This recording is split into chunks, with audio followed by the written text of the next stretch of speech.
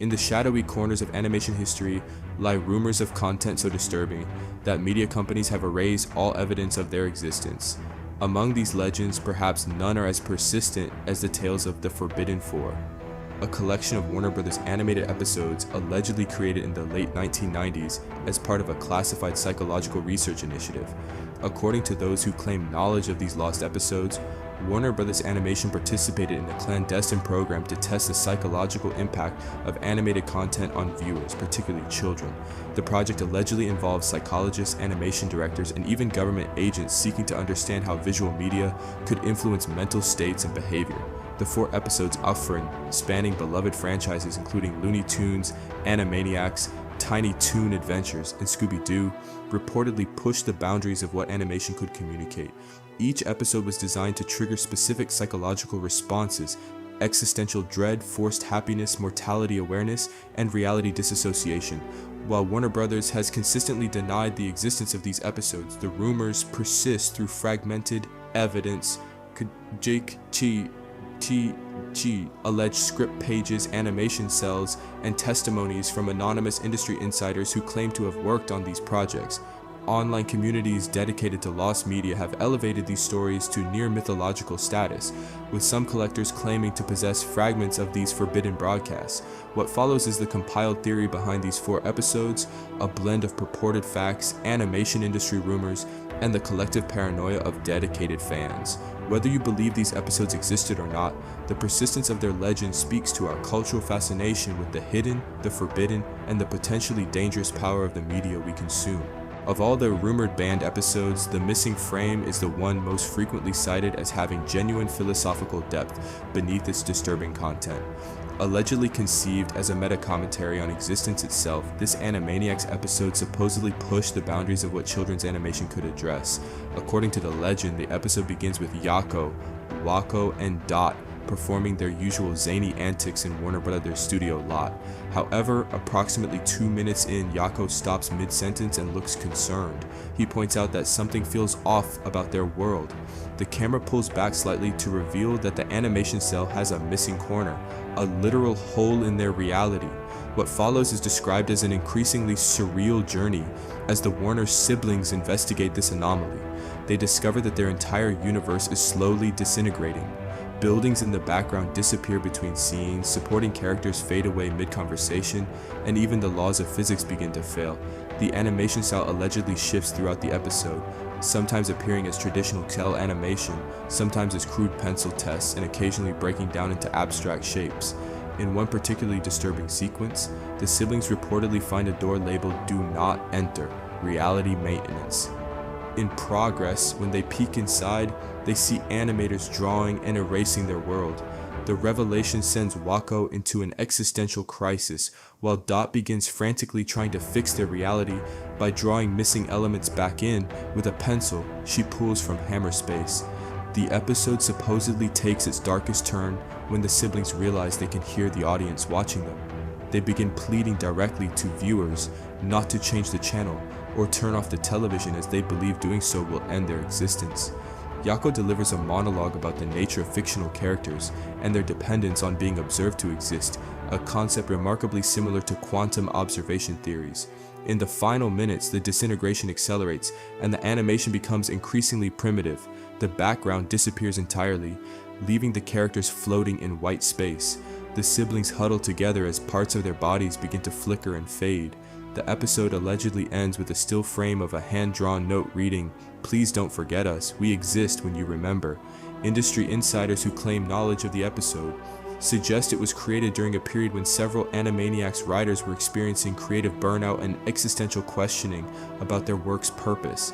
The episode was allegedly pulled after executive review when psychologists consulted by Warner Bros. Suggested it could trigger existential anxiety in younger viewers and potentially cause psychological harm to children who were still developing concrete concepts of reality. The most infamous of the alleged banned episodes, Smile Daffy Smile, supposedly aired only once during a test screening in 1998, causing such severe reactions that Warner Bros. Immediately pulled it from their production schedule and destroyed most evidence of its existence. According to those who claim to have seen it, the episode begins innocuously enough. Daffy Duck, in his typical fashion, is having a terrible day. After a series of mishaps, he stumbles through a mysterious doorway and emerges in what appears to be a perfect version of his world. The colors are vibrant, the sun is shining, and everyone, from Bugs Bunny to Elmer Fudd, is smiling with unnerving consistency. Initially, Daffy embraces this positive environment, but soon notices something disturbing. Nobody ever stops smiling. When a piano falls on Porky Pig, he continues grinning despite being clearly injured. When Daffy himself experiences pain, his beak contorts into an unnatural smile against his will.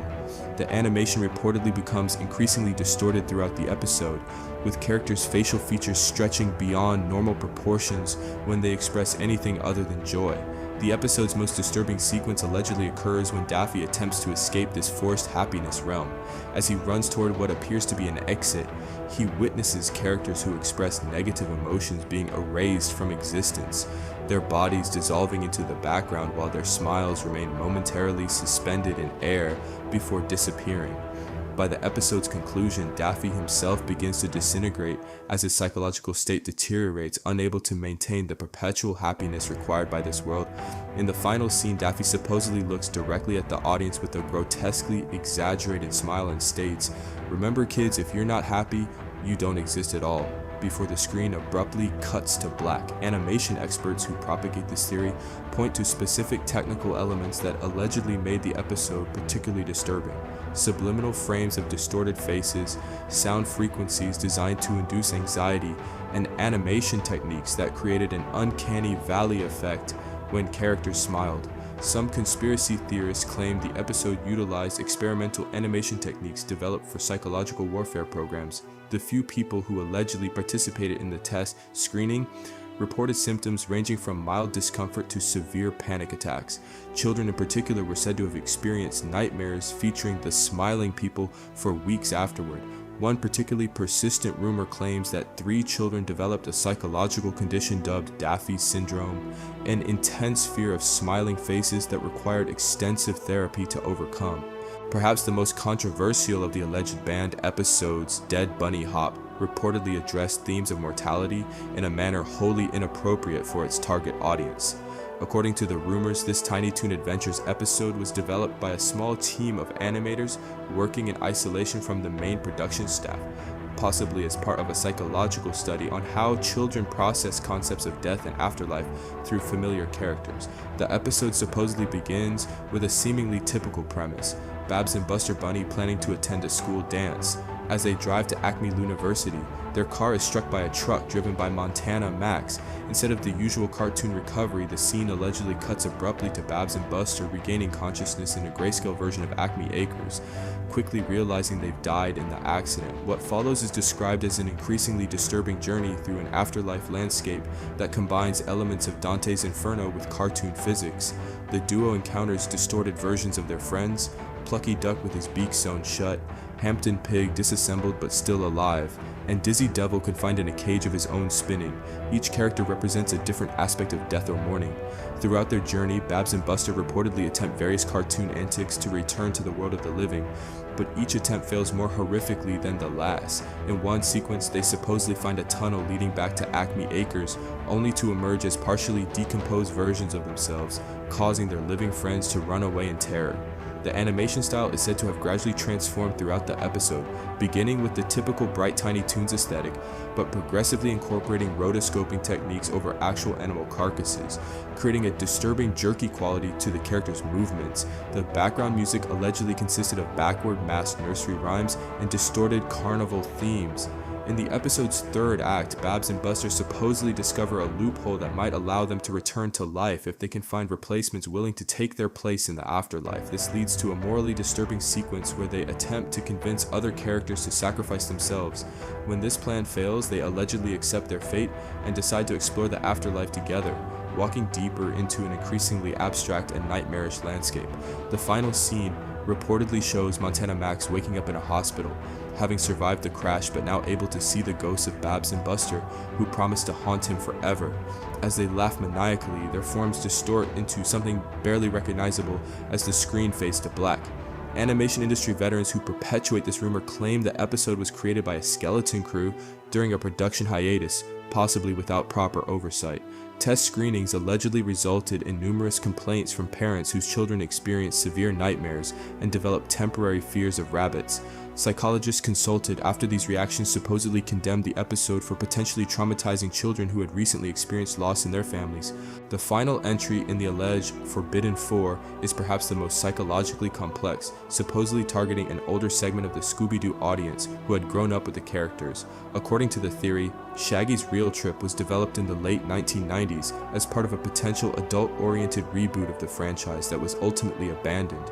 The episode allegedly begins with the familiar Mystery Inkier gang investigating an abandoned psychiatric hospital. Upon arrival, they split up as usual, with Shaggy and Scooby heading to the facility's kitchen.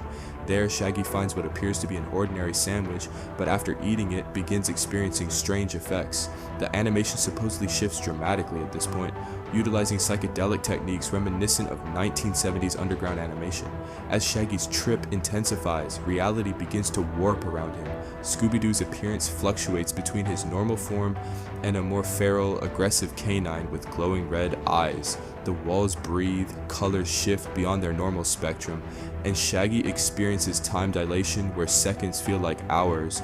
Throughout these sequences, subliminal images are allegedly inserted: medical charts, brain scan results, and prescription pill bottles. The episode's controversial turning point supposedly occurs when Shaggy encounters the rest of the gang, but sees them in disturbing new forms.